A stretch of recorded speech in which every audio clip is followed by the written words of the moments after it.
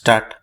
The appellant has taken exception to this judgment of the High Court in the present appeal on multiple grounds. Stop.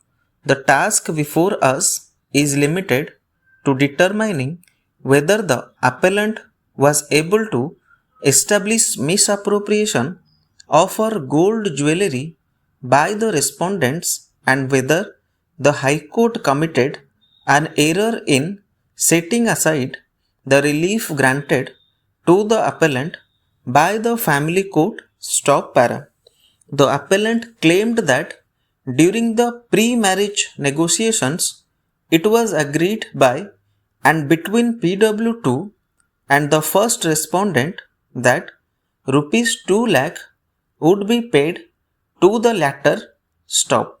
PW2 also informed the first respondent that the appellant had 50 sovereigns of gold from her first marriage and such amount would be further supplemented by additional gold which will be bought by PW2. Stop para. On the point of custody of the gold jewellery, it was the version of the respondents that on the first night of marriage, the appellant kept the same in her own custody by locking it in an almirah. Stop. The appellant kept the key to the almirah under her pillow, thus, the appellant was in complete possession of her gold jewellery and the respondents were never given the custody of the said jewellery. Stop.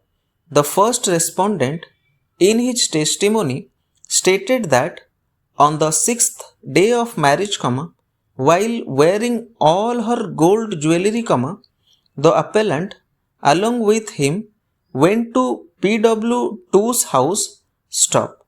The appellant justified taking all the gold with her by stating that she already had a locker facility, and it would be safer to store the gold there instead of storing it at the respondent's house where the elderly mother resides alone for the majority of the year. Stop. The first respondent asserted that he was a postgraduate and employed as a manager in a private company. Stop. He maintained that he never engaged in any sort of business activity and hence did not have any financial liability which needed to be discharged. Stop. Hence, the appellant's version of utilization of gold by the respondents to discharge pre-existing liabilities was not only highly improbable but completely imaginary, moreover, the appellant failed to produce any documentary evidence to prove the existence of the alleged liabilities of either respondents. Stop.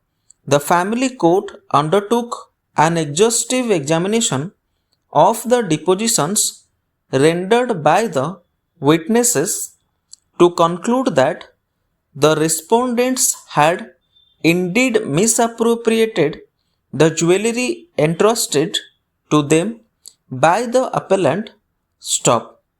The narrative of events testified by the appellant was corroborated in its entirety by PW2.